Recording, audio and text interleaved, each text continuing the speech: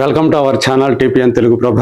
నేను మీ జర్నలిస్ట్ Agnimurthy. Dacoit Adivi Sesh title role పోషించినటువంటి సినిమా నిన్న ఏప్రిల్ 10వ తేదీ ప్రపంచవ్యాప్తంగా విడుదలైంది. మనం ఆల్రెడీ చెప్పుకున్నాం ఆ మొదటి రోజు బాక్స్ ఆఫీస్ ట్రెండ్ ఎలా ఉంది, బుక్ మై షో ట్రెండ్ ఎలా ఉందో మనం చాలా క్లియర్ కట్ గా చెప్పుకున్నాం. తెలుగు వర్షన్ మాత్రం ఆశించని రీతిలో చాలా బాగా ఉన్నాయి. హిందీ వర్షన్ మాత్రం అనుకున్నంత రీతిలో లేదు అన్నట్లు మనం చెప్పుకున్నాం. సో ఓవరాల్ గా చూసినప్పుడు మొదటి రోజు ఆ సినిమా కలెక్షన్స్ ఏవనేది ఆ ట్రాకింగ్ ద్వారా మనకి ఈరోజు తెలుస్తూ ఉంది.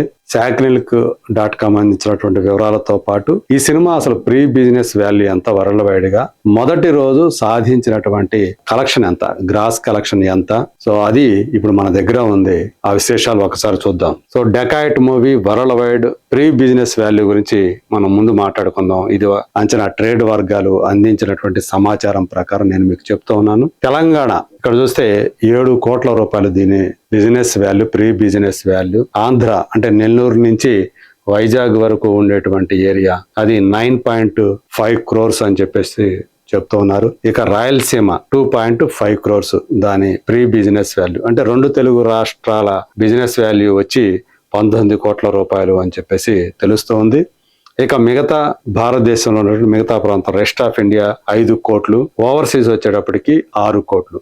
సో టోటల్ గా అంటే ఈ రెండు కలిపి రెస్ట్ ఆఫ్ ఇండియా ఓవర్సీస్ కలిపి 11 కోట్లు, మొత్తం చూసుకుంటే 30 కోట్ల రూపాయల ప్రీ బిజినెస్ వాల్యూ డకాయిట్. అంటే నిజంగా ఒక పెద్ద విశేషం అని చెప్పాలి. అడివిశేష్ లాంటి ఒక హీరో తను ఒక చిన్న హీరోగా తన కెరీర్ ని మొదలుపెట్టి ఇప్పుడు ఒక మిడ్ రేంజ్ టైర్ 2 హీరోగా తను ఎదిగాడు. ఇప్పటి వరకు కూడా ఆయన సినిమాలు ఏవి కూడా ఈ రేంజ్ లో ప్రీ బిజినెస్ ని జరుపుకోలేదు. సో 30 కోట్ల రూపాయల ప్రీ బిజినెస్ జరుపుకున్నటువంటి మొట్టమొదటి అడవిశేష్ సినిమాగా ఈరోజు డకాయిట్ అనే సినిమా నిలిచింది. ఆయన మునుపటి 2 సినిమాలు మేజర్ కానివ్వండి, అలాగే హిట్ సెకండ్ కేస్ అంటే లేదంటే హిట్ 2, ఈ 2 కూడా ఆయన కెరీర్ లో పెద్ద సినిమాలుగా చెప్పుకోవాలి. అలాగే వాటి ఓపెనింగ్స్ కూడా డబుల్ డిజిట్కి వెళ్ళినాయి. ఆ 2 ఆయన కెరీర్ మొత్తం మీద ఓపెనింగ్స్ డబుల్ డిజిట్ సాధించినటువంటి సినిమాలు ఏవంటే ఆ 2 మేజర్. మొదట మేజర్, ఆ తర్వాత హిట్ 2. ఇప్పుడు 3వ సినిమాగా డకాయిట్ నిలవడమే కాకుండా ఆ 2 సినిమాల ఓపెనింగ్ కలెక్షన్స్ ఏవైతే ఉన్నాయో వాటికంటే కూడా మిన్నగా ఇప్పుడు డకాయిట్ ఓపెనింగ్ కలెక్షన్స్ వచ్చాయని చెప్పేసి మనకి ట్రేడ్ వర్గాలు తెలియజేస్తూ ఉన్నాయి. ఇక్కడ చూస్తే మొదటి రోజు ఇండియా గ్రాస్ ఇండియాలో చూసుకుంటే 7 కోట్ల 57 లక్షల రూపాయల గ్రాస్ వసూలైంది. ఓవర్సీస్ లో 6 కోట్ల రూపాయల గ్రాస్. ఇది నిజంగా ఒక విశేషంగా చెప్పుకోవాలి. అందులో ఓవర్సీస్ లో ఇక్కడ 6 కోట్లు అనుకున్నాము. ఇందులో ఒక్క యుఎస్ లోనే మొదటి రోజు $500,000 పైగా గ్రాస్ సాధించి అడవిశేష్ సినిమాల్లో మొదటి రోజు ఆ ఫీట్ సాధించినటువంటి సినిమాగా డకాయిట్ ఒక చరిత్రకు ఎక్కింది. సో అట్లాగా కూడా అంటే ఓవర్సీస్ లో కూడా ఈ సినిమా చాలా ఆదరణ పొందుతుంది అనటానికి ఇదే నిదర్శనం. ఈ 6 కోట్ల గ్రాస్ అనేది అంటే ఇండియా వైడ్ గా 7.57 crores అయితే ఓవర్సీస్ అందులో దాదాపు సగం ఉంటాయి. మిగతా సినిమాలు కనుక మనం చూసి సగం ఇంకా అంతకంటే తక్కువగా ఉంటాయి. కానీ ఇక్కడ ఏకంగా 6 కోట్ల రూపాయల గ్రాస్ రావటం అనేది పెద్ద విశేషంగా చెప్పుకోవాలి. మరి వరల్డ్ వైడ్ టోటల్ గ్రాస్ చూసుకుంటే 13.57 crores అని చెప్పి తెలుస్తోంది. అదే షేర్ పరంగా చూసుకున్నప్పుడు ఇది 7 crores ప్లస్ అని చెప్పేసి మనకి ట్రేడ్ వర్గాలు చెప్తున్నటువంటి అన్నమాట. అంటే ఆల్మోస్ట్ 20% దగ్గర 20% రికవరీ అనేది మొదటి రోజు జరిగింది అని చెప్పేసి చెప్తూ ఉన్నారు.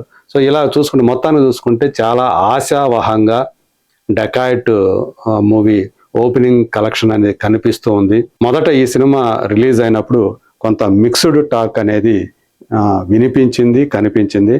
కానీ తర్వాత షోకి ఆ టాకు పాజిటివ్ గా మారినట్లుగా మనకి కలెక్షన్స్ నిరూపిస్తున్నాయని చెప్పేసి ట్రేడ్ వర్గాల వాళ్ళు చెప్తున్నటువంటి మాట.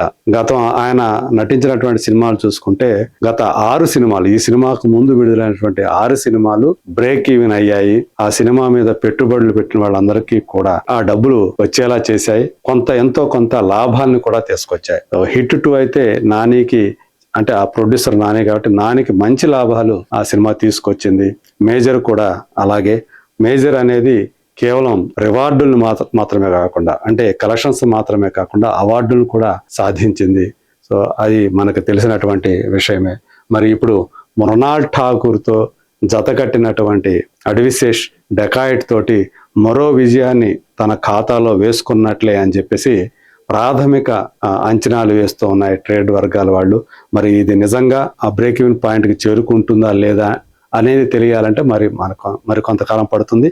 ఏదేమైనా ఈ రోజు శనివారం, రేపు ఆదివారం, ఈ 2 రోజులు కూడా ఈ సినిమాకి మంచిగా, అంటే మొదటి రోజుకు మించి ఎక్కువ కలెక్షన్లు వచ్చే అవకాశాలు ఉన్నాయి.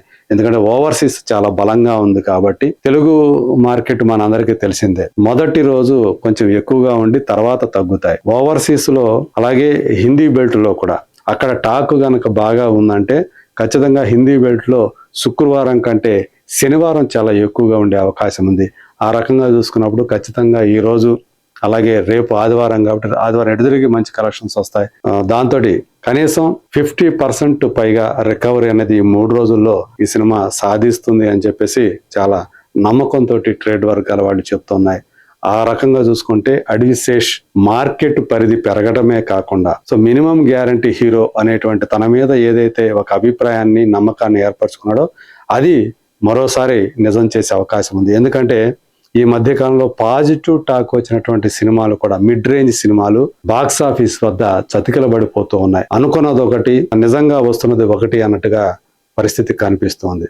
ఉదాహరణగా చూసుకుంటే బైకర్ అనే సినిమా శర్వానంద్ది, దానికి చాలా మంచి టాక్ వచ్చింది, క్రిటికల్ అక్లైమ్ లభించింది, ఈవెన్ ఆడియన్స్ దగ్గర నుంచి కూడా పాజిటివ్ టాక్ వచ్చింది. ఒక కొత్త సినిమాటిక్ ఎక్స్పీరియన్స్ ఇచ్చింది అని చెప్పేసి చాలా మంది అభిప్రాయపడ్డారు. కానీ అంతిమంగా చూస్తే, వాస్తవంగా చూస్తే ఆ కలెక్షన్లు రాకాస అనేటువంటి సినిమా కంటే తక్కువగా ఉండటం చాలా మందిని దిగ్భ్రాంతికి గురి చేసిందని చెప్పాలి. మరి ఆ రకంగా చూసినప్పుడు ఇవాళ అందుకనే మిడ్ రేంజ్ హీరోలతో సినిమాలు తీయటానికి మైత్రి మూవీ మేకర్స్ లాంటి ప్రొడక్షన్ హౌసెసే వెనక్కి తగ్గుతున్నాయి. శ్రీను వైట్ల అలాగే శర్వానంద్ కాంబినేషన్ లో ఒక సినిమాని ప్లాన్ చేసింది మైత్రి మూవీ మేకర్స్. ఇప్పుడు దాన్ని రద్దు చేసుకుందని చెప్పేసి ప్రచారం జరుగుతోంది ఇండస్ట్రీలో. ఇలాంటి పరిస్థితి ఇప్పుడు మిడ్ రేంజ్ హీరోలకి ఎదురవుతా ఉంది. కానీ అడ్విశేష్ పరిస్థితి వేరు. నాని తర్వాత మళ్ళీ అడ్విశేష్ కూడా డిస్ట్రిబ్యూటర్ల పాలిట, నిర్మాతల పాలిట తను ఇతన్ని నమ్ముకోవచ్చు అనేటువంటి అభిప్రాయాన్ని కలిగిస్తూ ఉన్నాడు. వాళ్ళకి డబ్బులు సంపాదించి పెట్టేటువంటి హీరోలుగా వీళ్ళు కనిపిస్తూ ఉన్నారు. మరి చూద్దాం డకాయిట్ ఈ రోజు శనివారం రోజు ఎలా వసూలు చేస్తుంది, రేపు ఆదివారం ఇంకెంత వసూలు చేస్తుంది, దాని గురించి మళ్ళీ మనం మాట్లాడుకుందాం. అంతవరకు let us wait and see.